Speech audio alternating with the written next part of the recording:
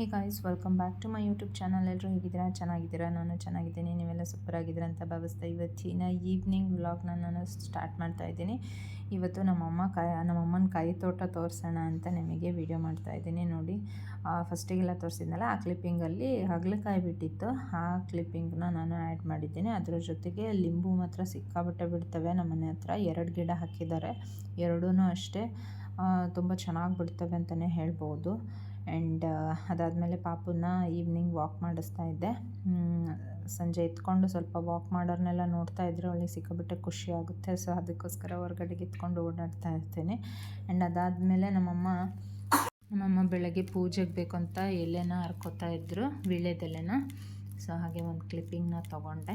ಅದಾದಮೇಲೆ ಸಂಜೆ ಏನಾದರೂ ನಮ್ಮ ಮನೇಲಿ ಸಾಯಂಕಾಲ ಮಂಡಕ್ಕಿ ಚುರುಮುರಿ ಎಲ್ಲ ಮಾಡ್ತಿರ್ತಾರೆ. ಬೆಳ್ಳುಳ್ಳಿ ಮಂಡಕ್ಕಿ ಮಾಡಿದ್ರು ಸಾಯಂಕಾಲ. ನಮ್ಮ ಅಪ್ಪಾಜಿ ಅಣ್ಣ ಬರ್ತಾರಲ್ಲ, ಅವರಿಗೆ ಅಂತ ತಿಂಡಿ ಅಂತ ಸಾಯಂಕಾಲ, ಯಾಕಂದರೆ ಬೆಳಗ್ಗೆ ರೊಟ್ಟಿ ಮಾಡಿರ್ತೀವಿ, ಅದಕ್ಕೋಸ್ಕರ ಮಂಡಕ್ಕಿ ಸಂಜೆ ಸಾಯಂಕಾಲ ತಿಂಡಿ ಮಾಡ್ತೀವಿ. ಸೊ ಇದಾಗಿತ್ತು ಇವತ್ತಿನ ಮಿನಿ ಬ್ಲಾಗ್. ಮತ್ತೆ ಸಿಗ್ತೀನಿ ಮತ್ತೊಂದು ಮಿನಿ ಬ್ಲಾಗ್ ಜೊತೆಗೆ. Thanks for watching.